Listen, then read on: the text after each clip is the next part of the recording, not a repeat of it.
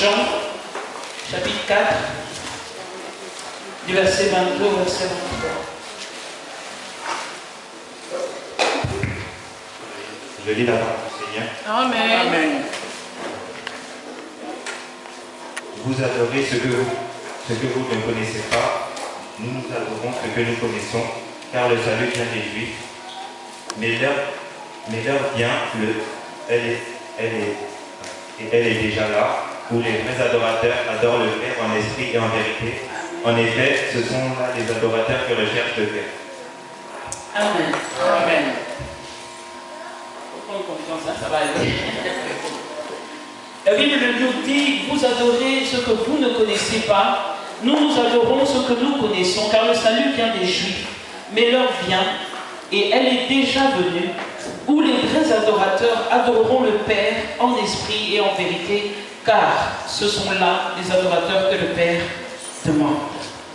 Il est dit dans ma version demande, je crois que dans certaines versions, c'est cherche.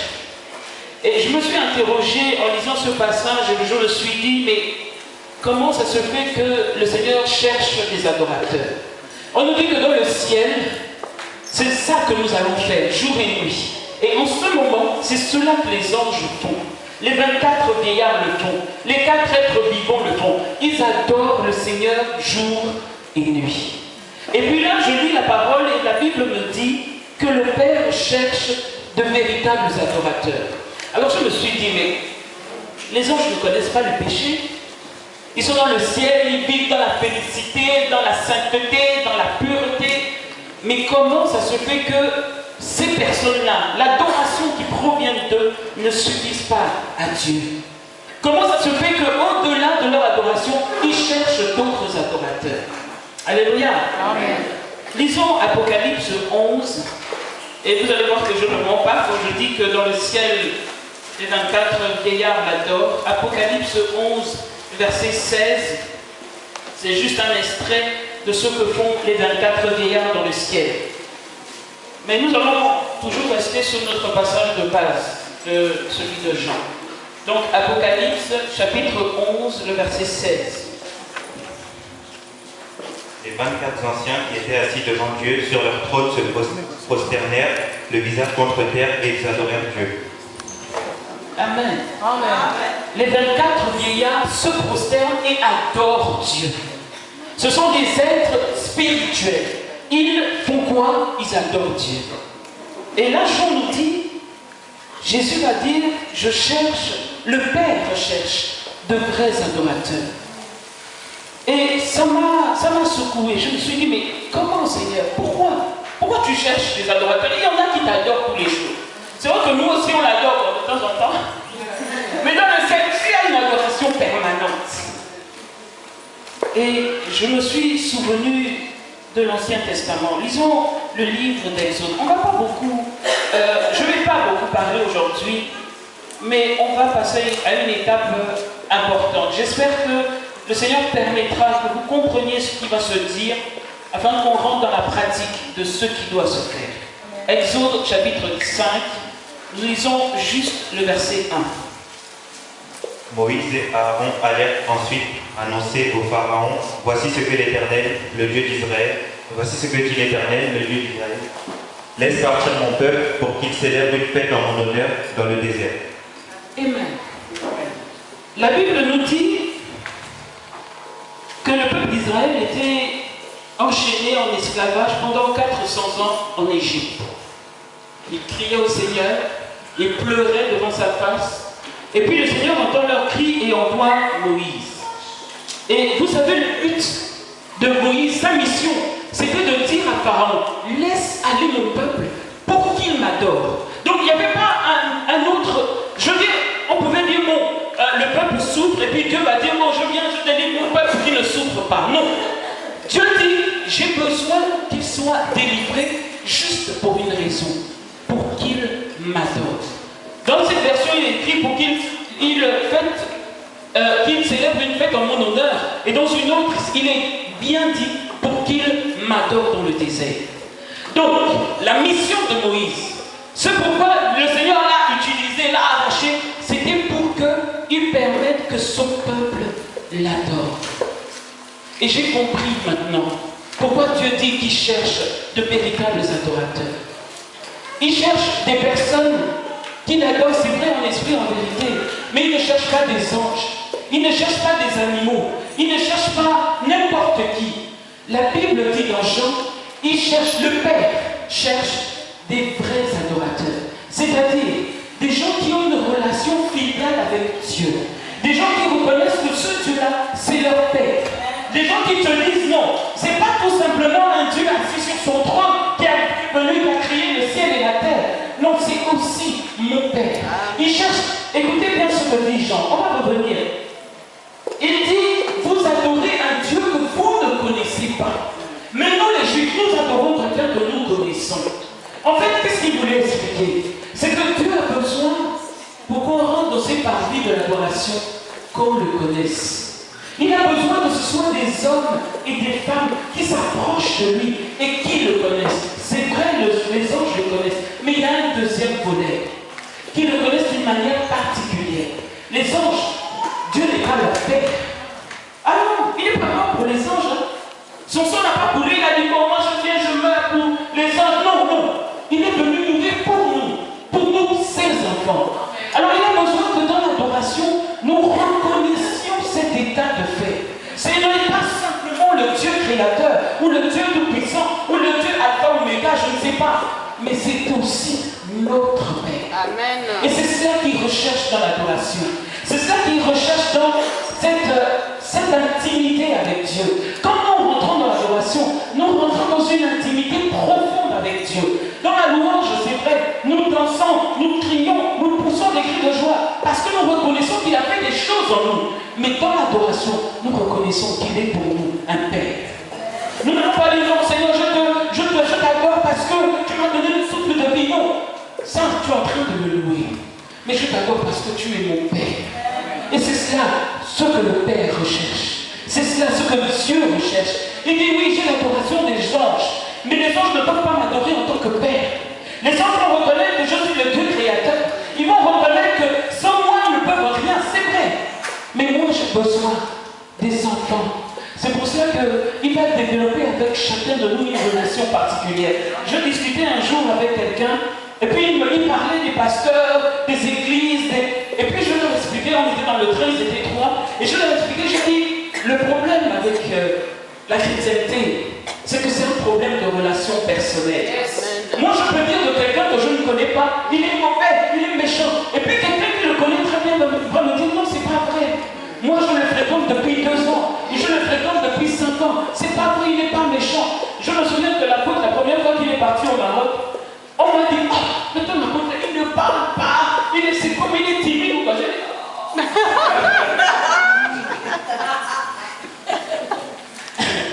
Je dis, ah non, c'est parce que vous ne le connaissez pas. Je crois que la deuxième fois, il le connaît, parce qu'ils m'ont plus redit ça. Mais ce que je veux dire, c'est que la relation qu'on a avec quelqu'un, ça veut dire que, autant de... Je veux dire, on connaît mieux une personne, plus on la fréquente. On connaît mieux une personne, plus on la côtoie. Je saurais que, bon, telle aime manger telle chose, et pas ça. Je saurais qu'elle aime telle couleur, et pas une autre. Je saurais qu'elle aime qu'on fasse tel cadeau, et pas une autre. Je saurais qu'elle aime qu'on fasse attention à son anniversaire. Moi, mon mari, même si tu ne le fais pas, tu ne le souhaites pas joyeux anniversaire, parfait, il s'en fout. C'est moi qui lui rappelle de temps en temps que, en fait, c'est ton anniversaire aujourd'hui. Mais il y en a pour qui c'est important. Comme moi, par exemple.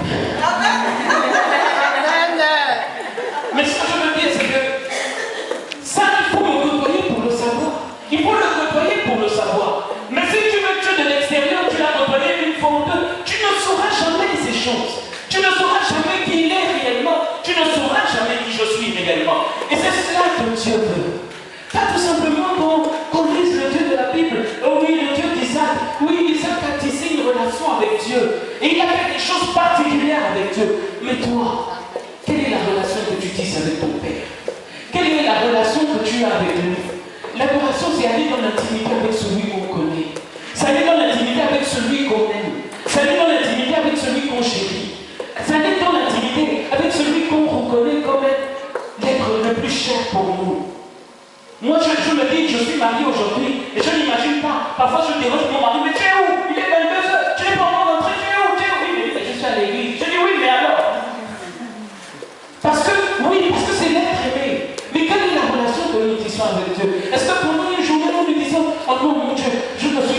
chez toi. Il faut que je rattrape ce temps.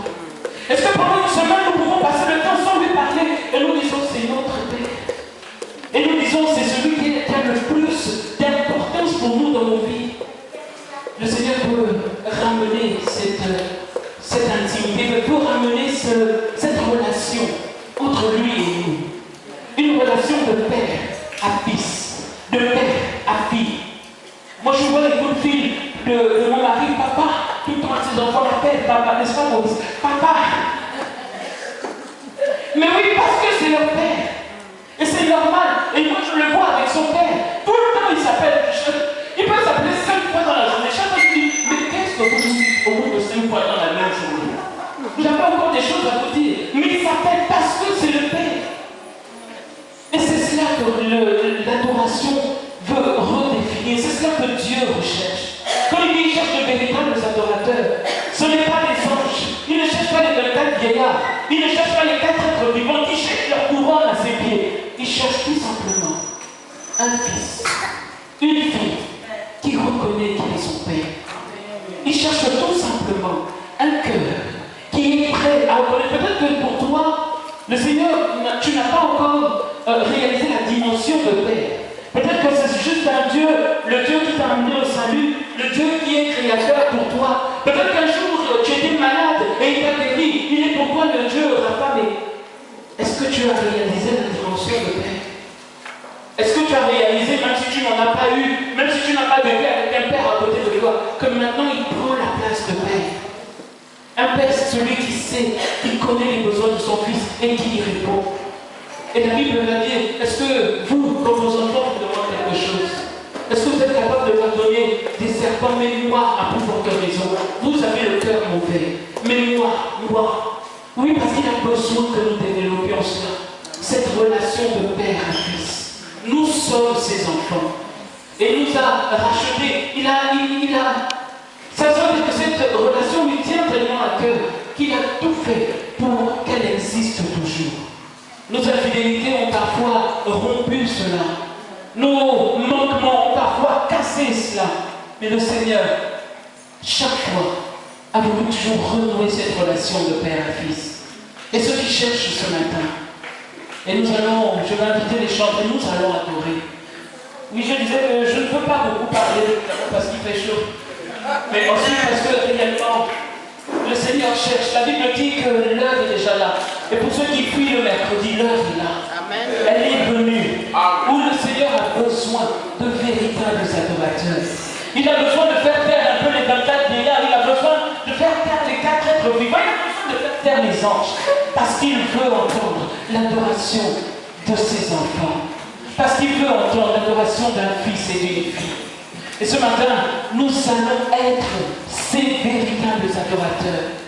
Mon frère, ma soeur, je ne sais pas quel est l'état de mon cœur aujourd'hui. Moi, j'avoue que j'ai eu beaucoup de mal à monter ce matin. Mais je dis, le Seigneur a besoin d'une véritable adoration. Le Seigneur a besoin d'une véritable adoration. Non, une adoration qui comble son cœur. Vous savez, moi je dis, l'adoration, c'est ce moment où nos cœurs sont reliés aux siens. Ils battent au même rythme.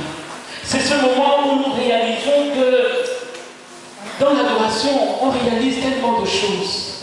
On peut posséder beaucoup de choses. On peut avoir beaucoup de biens matériels. On peut avoir beaucoup d'enfants. On peut avoir des signes même de richesse extérieure. Mais si on n'a pas cette relation avec Dieu, qu'on garde aussi forte, je vous assure, on n'est rien. Alors, prends la position qui te convient. Devant celui qui est Dieu, je te rappelle, la Bible dit que les 24 vieillards se prosternèrent. Si tu veux te prosterner, alors fais-le. Si tu veux te mettre debout, fais-le. Si tu veux rester assis, ne le fais pas.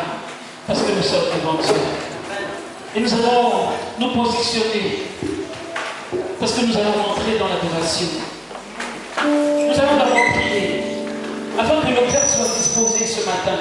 Les gens, je sais que je vous prends des bouquets, mais je compte sur votre professionnalisme.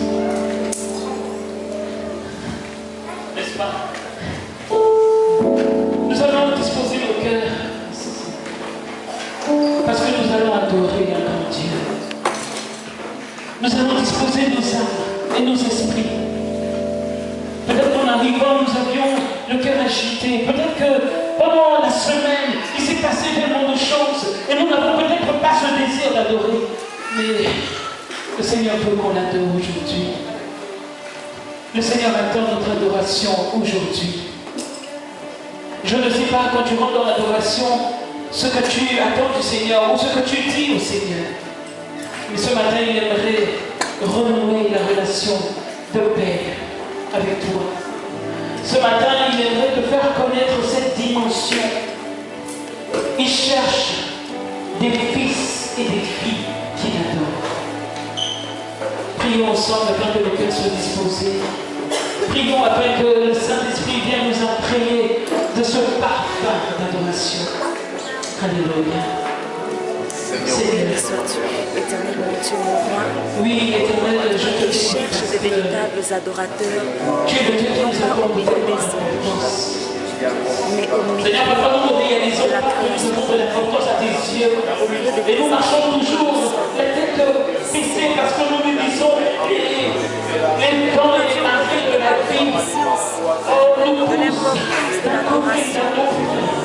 mais ce matin, La manifestation de notre intimité avec toi. combien nous avons de l'importance. Éternel mon Dieu, par ton Esprit Saint, en cet instant, tu nous as ouvert à la compréhension et à la transformation pour entrer dans cette identité de véritable adorateur. Merci mon Dieu. Ce sont ceux-là qui vous connaissent plus encore, Merci Dieu. éternel mon Dieu, car au travers de C'est l'adoration, pour cela que Jésus va dire dans cette prière, notre Père qui est aux cieux. Oui, Seigneur, parce que tu veux que nous reconnaisions en toi cette image du toi le premier, tu nous as aimés. Là où nous étions dans une relation imparfaite avec toi, que nous puissions rentrer dans cette réunion d'adoration. par le sang de Jésus-Christ, Laisse ce matin que nous soyons adorateurs, que tu cherches, arrête de chercher, Seigneur, parce que nous sommes